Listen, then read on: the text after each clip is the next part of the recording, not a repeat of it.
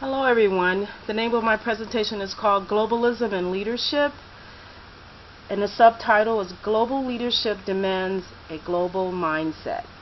This is Elizabeth Ka. Thank you. In 2003, a study was done by Goldsmith and others, and the study went on to identify what these leadership skills would include: thinking globally, appreciating cultural diversity, developing technological savvy, building partnerships and alliances, and sharing leadership. But also, in addition to overall general leadership skills that we covered in this class, such as growing and enabling teams and others, empowering, decision making, and managing change. It's what is covered in this class. Here you see the presentation agenda.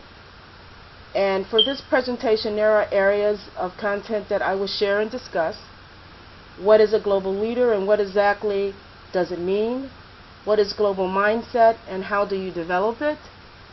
What is intercultural competence and a sensitivity leader? What is global mindset and how do you develop it?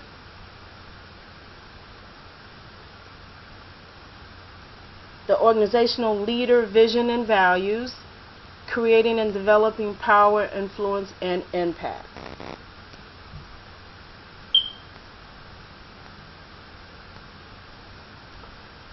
Now this slide talks about what about the global leader. And as you can see, the global leader will have transcultural knowledge, effective skills modified for local culture, self-awareness to build partnerships and alliances. A global leader will need to know how to create creativity and innovation, to manage dynamic complexity, respond with agility to crisis and opportunity, embrace the democratization of knowledge. It is likely that general leadership skills are easily transferred into a global leadership context. However, this does not mean that a leader who is effective in a domestic setting will necessarily be effective in a foreign setting. A global leader will need to know how to align and leverage the efforts of employees around the world and build global cross-cultural competence as a critical. Here I just have a slide of images, and it's titled Global Leaders. And I made reference to Thomas L. Freeman, who wrote the book The World is Flat, and I really enjoyed this book. It comments that globalization has empowering and disempowering, homogenizing, particularizing, democratizing, and authoritarian tendencies all built into it. Leaders are needed for creation of a global platform for multiple forms of sharing work, knowledge, and entertainment. As a result of this, people in rising cultures will be able to innovate, and local culture has a better chance of being preserved. And as you can see, it's just images of a lot of organizations that are worldwide today, and a lot of global leadership is here as well. This slide is entitled, What is Global Leadership Development? And the three main strategies that I try to cover here to enhance the process is to integrate the various developmental experiences, to enhance the participants' ability to learn from experience, to create a variety of rich developmental experiences that provide assessment, challenge, and support. And I just also wanted to indicate that leadership today is more than what you know. It requires the ability to adapt and respond to different circumstances and to connect with different kinds of employees, including employees of different ages and different cultural backgrounds.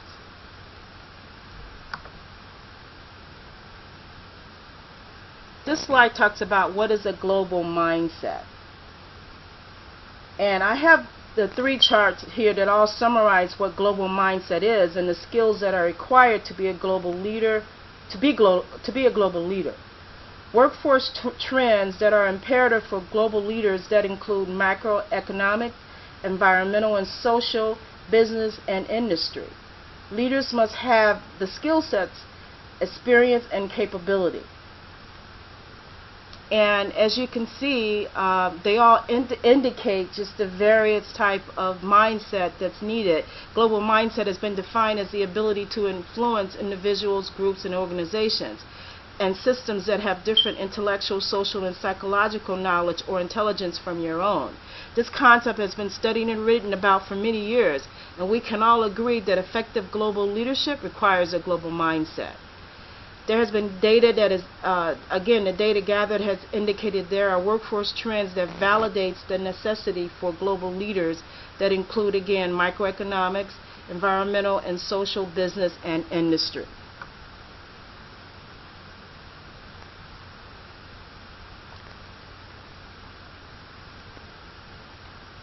Global mindset. In other words, an organization that wants global presence must develop a global mindset if it is to recognize and capitalize on opportunities for expanding its market.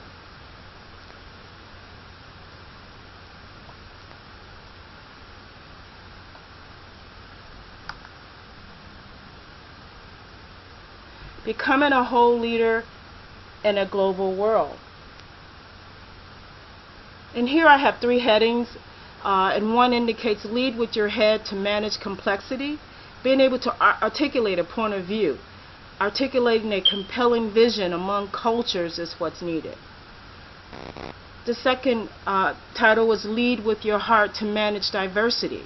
And as you're leading teams, you need to establish a clear direction and norms for global teams. And lastly, lead with your guts to manage uncertainty. As you're leading change, you need to be able to build capabilities to compete in a global environment.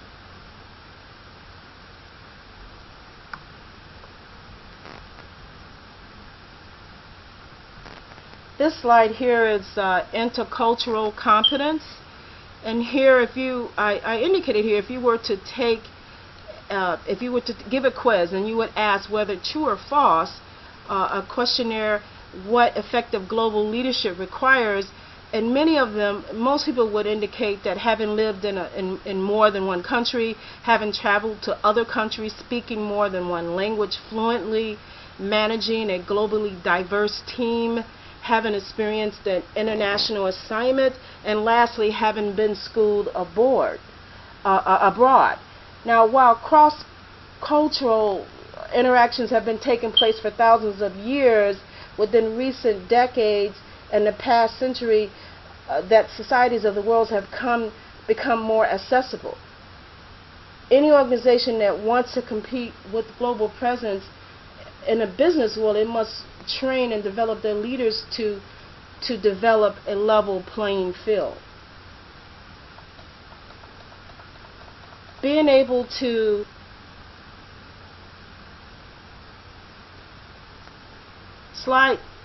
the next slide is titled Organization, Vision, and Values.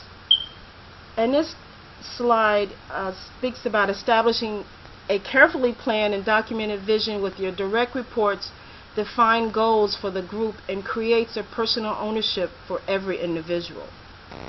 And I also took this quote. I found it was very interesting. The task of leadership is to communicate clearly and repeatedly the organization's vision, all with the intent of helping every person involved understand what work needs to be done and why, and what part the individual plays in the overall effort. And this was taken from James O'Toole, Leadership. His book was entitled Leadership 8.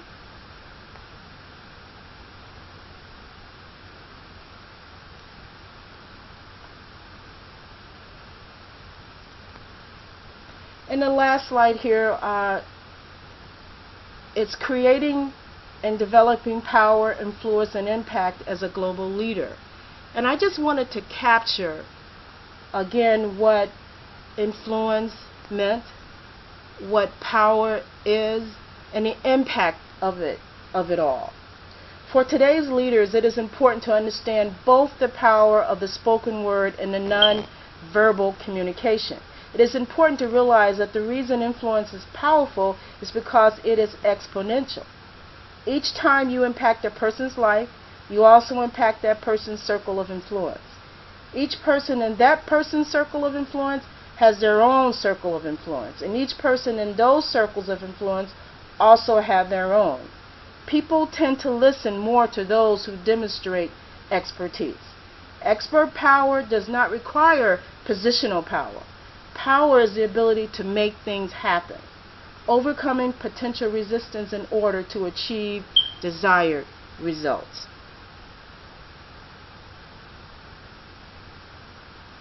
Thank you so much for watching my presentation, and happy holidays.